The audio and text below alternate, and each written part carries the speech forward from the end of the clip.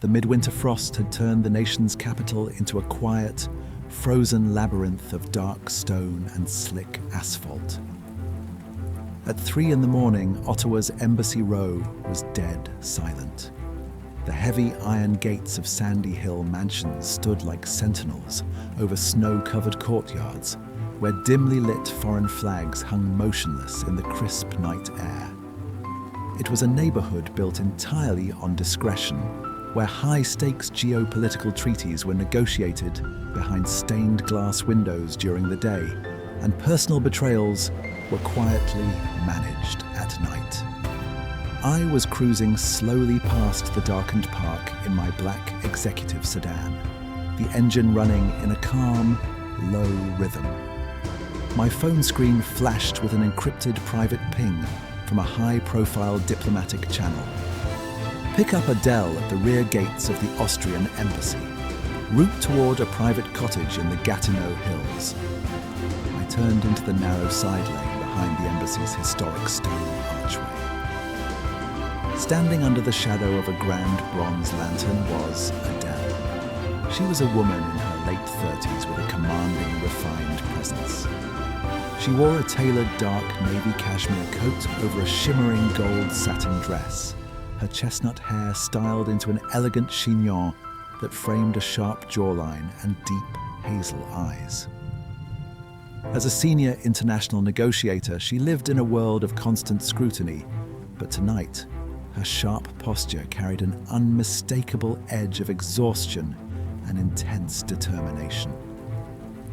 I pulled up to the curb and stepped out into the freezing air to open her door. The crisp night air instantly filled with the scent of wild orchids, warm vanilla, and subtle spice as she stepped into the warm vehicle. "Good evening, Adele. Heading into Gatineau?" I asked softly, closing her door with a solid, reassuring thud. "Good evening, Leo," she replied, her voice low, rich, and holding an effortless European grace. She pulled off her dark leather gloves, pressing her warm hands against the heater vent. "Take the winding forest road up through the hills. I need time before I face the people at that cottage." As I steered the sedan across the river, away from the capital's glowing monuments, and into the dark, rising forests of Gatineau Park, the street lamps disappeared. Swirling snowflakes danced in the beam of my headlights, while the warm interior of the car transformed into an isolated sanctuary from the icy world outside. "You drive with absolute composure, Leo," Adele remarked, turning in her seat to study my hands on the leather wheel. Back at the embassy gala, everyone was wearing fake smiles, trading polite threats and calculating leverage. It is suffocating. "The city is noisy because people fear the quiet," I answered calmly, keeping my gaze steady on the winding road ahead. "In this car, nobody is measuring your worth or calculating your next move." Adele let out a long, quiet sigh, the rigid tension in her shoulders finally melting away. "Nobody measuring me. You have no idea how rare that feels. Tonight, my delegation expected me to sign a concession that would destroy my integrity just to advance a political career. I walked out the back door instead." She reached across the center console, her warm fingers brushing over my wrist on the gear shift. An electric surge of heat shot through the quiet cabin, cutting right through the winter cold outside.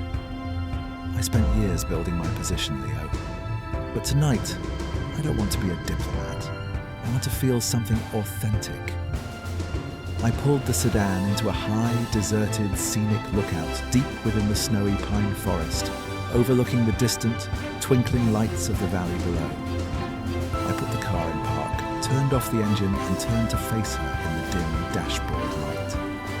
"Then leave the politics behind," I whispered. Without a word, Adele unbuckled her belt and moved across the console with fluid grace, sliding squarely onto my lap. Her heavy coat fell open, revealing her warm skin and the soft gold satin of her dress.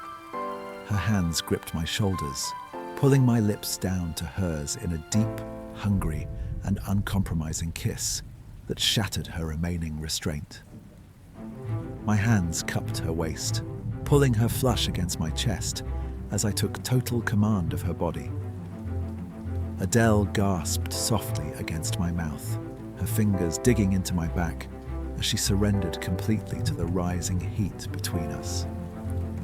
I shifted her position, sliding her dress upward over her thighs. When I entered her, Adele arched her back, a loud, breathless cry escaping her lips and fogging the glass windows in the cold night air. I moved with a heavy, steady, unyielding power, driving her higher with every second until all thoughts of protocols and career expectations dissolved into pure, undeniable pleasure. Her climax came like a sudden mountain blizzard, a deep, shuddering release that made her cling desperately to my neck, whispering breathless praises into the dark. I held her firmly, driving deep one last time as my own release surged